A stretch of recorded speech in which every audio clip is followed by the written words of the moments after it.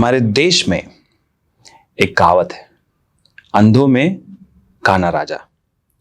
कहने का मतलब कि अगर 100 अंधे बैठे हैं तो वो उसको ही वोट करेंगे जो अंधा नहीं है। जब आप बायोटेक पढ़ते हो और बायोलॉजी का कोई भी डिग्री, बायोलॉजी में बहुत सारी डिग्री होती है, zoology, botany, cell biology, molecular biology, बहुत सारी डिग्री होती है। तो इस डिग्रियों में आपने कोई डिग्री कर ली, लेकिन सब एक ही जैसे है, सब एक ही जैसे दिख रहे हैं। तो उसमें अगर आप भीड़ से हटकर नहीं दिखोगे तो ग्रो नहीं करोगे लाइफ में, करियर में। लेकिन वैसी फील्ड चूज करना है जिसमें कि आप अपनी फील्ड से रिलेटेड तो हो ही, लेकिन एक ऐसी फील्ड जो कि बहुत ही फास्ट ग्रो कर रही है। तो अगर एक अंधा आदमी एक काना आदमी के कंधे पे बैठ जाए तो अब दोनों आदमी ना अंधे हैं ना काने हैं। समझ गए? कहने का मतलब कि अगर बायोलॉजी को कंप्यूटर से जोड़ दिया जाए तो अब जो कॉम्बिनेशन हुआ वो बायोलॉजी का जो ड्रॉबैक है वो कंप्यूटर साइंस उसको फिक्स कर रहा है, और उसी चीज को बोलते हैं बायो इन्फॉर्मेटिक्स। बायो इन्फॉर्मेटिक्स का इतना एप्लीकेशन है कि शायद मैं अगले 2 घंटे तक भी बोलता रहूं तो खत्म नहीं होगा। ठीक है, इतना मटेरियल है मेरे पास, इतने सारे रिसर्च पेपर पड़े हैं मेरे सामने कि अगर मैं बोलना शुरू करूं तो खत्म ही नहीं होगा। तो मैं इस वीडियो को जितना छोटा कोशिश करूंगा करने के लिए, लेकिन सारी चीजें मैं इंक्लूड करने की कोशिश करूंगा। पहली चीज जो है बायो इन्फॉर्मेटिक्स का एप्लीकेशन है जो सबसे इंपॉर्टेंट है, वो है ड्रग डिस्कवरी में। और अभी जो बायो इन्फॉर्मेटिक्स को हमने आर्टिफिशियल इंटेलिजेंस और मशीन लर्निंग से अटैच किया है, तो अब ड्रग डिस्कवरी और भी फास्ट हो रहा है। तो जो पास्ट में ड्रग डिस्कवरी में बिलियंस ऑफ डॉलर्स और 10-10, 20-20 साल लगते थे, अब बायो इन्फॉर्मेटिक्स से वो मिनटों में किया जा सकता है। तो ये एक बहुत ही बड़ी देन है बायो इन्फॉर्मेटिक्स की, और ये एक्चुअली कहा जा रहा है कि ये फ्यूचर ऑफ फार्माकोलॉजी है। फार्माकोलॉजी आपको पता होगा, फार्माकोलॉजी जिसमें हम ड्रग डिस्कवरी करते हैं, उसका ये फ्यूचर है। तो बायो इन्फॉर्मेटिक्स का पहला एप्लीकेशन है वो। दूसरा एप्लीकेशन है प्रोटियोमिक्स में। अब प्रोटीन जो होता है, बॉडी में हजारों लाखों टाइप के प्रोटीन है, और प्रोटीन कोडिंग जीन्स है 40-50 हजार, तो सिर्फ प्रोटीन कोडिंग जीन्स है। अब इन जीन्स को और इन प्रोटीन्स को अगर हम अपने तरीके से समझ सके, उनको लार्ज स्केल पे एनालाइज कर सके, लार्ज स्केल पे मतलब कि करोड़ों प्रोटीन्स को एक साथ हम एनालाइज करना है, तो उसके लिए बायो इन्फॉर्मेटिक्स टूल्स की जरूरत पड़ती है। तो ये हो गया आपका दूसरा, और इससे आप प्रोटीन का स्ट्रक्चर भी प्रेडिक्ट कर सकते हो। तो और इस वक्त अगर देखोगे प्रोटीन पर बहुत ज्यादा रिसर्च भी चल रहा है, तो प्रोटियोमिक्स एक बहुत ही बड़ा क्षेत्र होगा जहां पर कि आप रिसर्च कर सकते हो बायो इन्फॉर्मेटिक्स यूज करके। तीसरा जो हो गया वो है कैंसर रिसर्च। अब देखिए कैंसर में क्या है कि हर कैंसर डिफरेंट है, हर पेशेंट में उसका डिफरेंट एक्शन है। तो कैंसर रिसर्च में ना इतना डेटा आता है कि एक्चुअली उसको ह्यूमनली पढ़ना मुश्किल है, ह्यूमनली एनालाइज करना मुश्किल है। तो अब जो कोलैबोरेशन होती है, इंटरनेशनल कोलैबोरेशन हो रही है इस वक्त बायो इन्फॉर्मेटिक्स टूल्स की, जिससे बिग डेटा एनालिटिक्स यूज करके, बिग डेटा बायोलॉजी यूज करके हम कैंसर जो डेटा आ रहा है उसको एनालाइज करके बायो इन्फॉर्मेटिक्स टूल से प्रेडिक्ट कर सके कि भाई इसको ट्रीट कैसे करना है। तो ये आपकी हो गई कैंसर रिसर्च।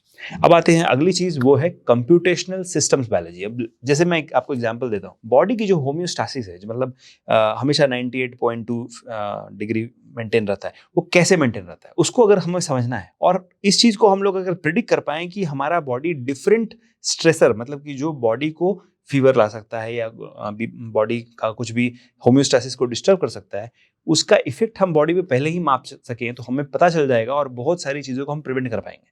जैसे हे फीवर हो गया, बहुत सारी चीजें होती है जो होम्योस्टासिस को डिस्टर्ब करती है, हम उसे रोक पाएंगे। तो कंप्यूटेशनल सिस्टम्स बायोलॉजी में बायो इन्फॉर्मेटिक्स का बहुत बड़ा रोल है। अगला आ गया आपका जीनोमिक्स। तो जेनेटिक डेटा देखिए, जेनेटिक डेटा तो बहुत सारा है, मतलब जेनेटिक रिसर्च भी बहुत हो रहा है, जेनेटिक डिजीजेस भी बहुत है, और इन सारी चीजों की वजह से बायो इन्फॉर्मेटिक्स का इस्तेमाल इसमें भी किया जा सकता है। तो आप जो है अगर जेनेटिक डेटा में इसका इस्तेमाल करते हो तो आगे आगे फ्यूचर में एजिंग में जो रिसर्च हो रही है, मतलब कि लोग बूढ़े ना हो, हमेशा जवान रहे, उसमें जो रिसर्च हो रही है उस पर भी आप काम कर सकते हो। तो बायो इन्फॉर्मेटिक्स का वहां भी एक बहुत बड़ा रोल है। और अगर आपको बायो इन्फॉर्मेटिक्स पढ़ना है और जानना है तो ऐसा नहीं कि आपको डिग्री ही करनी है, बायो इन्फॉर्मेटिक्स में आप इंटर्नशिप कर सकते हो। बायो इन्फॉर्मेटिक्स में कई सारी कोर्सेज भी होती है। तो बायो इन्फॉर्मेटिक्स का इस्तेमाल इम्यूनो इन्फॉर्मेटिक्स में भी कर सकते हैं, मतलब वैक्सीन डेवलपमेंट। अगर हम वैक्सीन को डेवलप करना है, अगर आप देखोगे जो मॉडर्ना की आरएनए वैक्सीन बनी है वो भी बायो इन्फॉर्मेटिक्स इस्तेमाल करके बनी है। तो बायो इन्फॉर्मेटिक्स का क्लियर इस्तेमाल वैक्सीन डेवलपमेंट में भी है।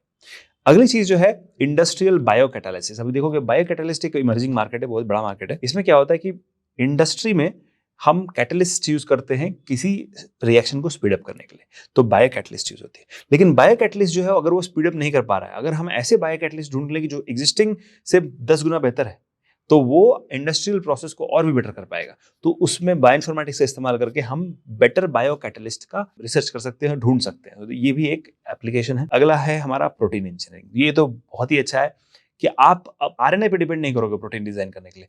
प्रोटीन को आप खुद डिजाइन कर सकते हो और खुद ही सिंथेसाइज करके प्रोटीन इंजीनियर करके वो बॉडी में आप इंजेक्ट कर सकते हो। ये बहुत ही बड़ा रिसर्च इस पर चल रहा है। प्रोटीन इंजीनियरिंग पे तो हमारी एक लैब भी है, IIS इंक्यूबेटेड लैब है डॉक्टर दीप्ति सैनी के अंतर्गत। तो आप नए प्रोटीन को डिजाइन कर सकते हो, एग्जिस्टिंग प्रोटीन के स्ट्रक्चर को समझ सकते हो और उसको और भी आगे जाके बहुत ही ज्यादा रिसर्च इस पे हो रही है, आप उसमें भी पार्टिसिपेट कर सकते हो।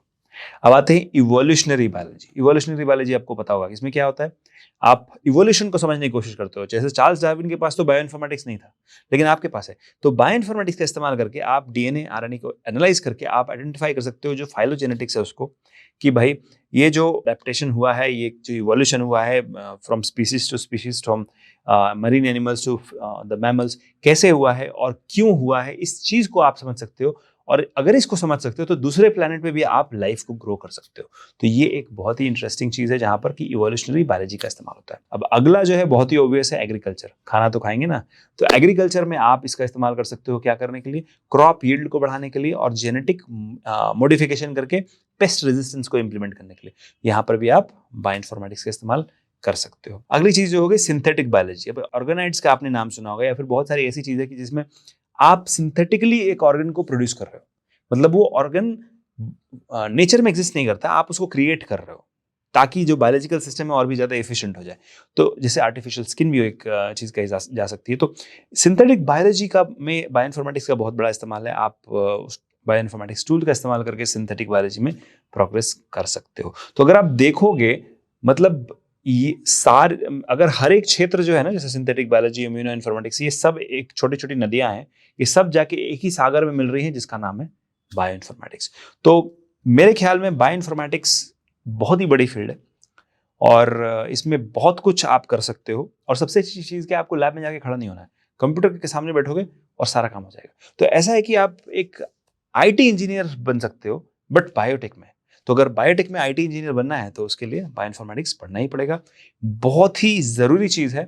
अगर आप नहीं पढ़ रहे हो, अगर आपको इंटरेस्ट नहीं है तो यह अलग बात है, लेकिन अगर आप पढ़ना चाहते हो, बायोइन्फॉर्मेटिक्स सीखना चाहते हो, बायोइन्फॉर्मेटिक्स को इंप्लीमेंट करके अपनी रिसर्च को आगे बढ़ाना चाहते हो, तो कोई भी उम्र ऐसा नहीं है कि अरे मैं बूढ़ा हो गया तो मैं नहीं कर सकता। आप किसी भी उम्र में पढ़ाई कर सकते हो इसकी। सबसे अच्छी चीज़ ये है, अगर बेसिक कंप्यूटर भी आता है आप बायोइन्फॉर्मेटिक्स सीख सकते हो और एक बार सीख गए तो उसका इस्तेमाल करके आप अपने रिसर्च को काफ़ी आगे लेके जा सकते हो। किसी और को नहीं पकड़ना पड़ेगा, कह रहे भैया मेरा डेटा एनालाइज कर दो, आप खुद ही कर सकते हो। तो अगर आपको बायोइन्फॉर्मेटिक्स सीखना है, बायोइन्फॉर्मेटिक्स के बारे में कुछ भी जानना है, तो कमेंट सेक्शन में बताइए क्या जानना चाहते हैं, हम लोग उस पर डेफिनेटली आपको गाइड करेंगे। तो इस वीडियो में इतना ही। अगर कोई सवाल हो तो मुझे आप डायरेक्टली ईमेल भी कर सकते हैं, shekhar@biotechnica.org पे। चलिए मिलते हैं अगले वीडियो में। Till then, thank you.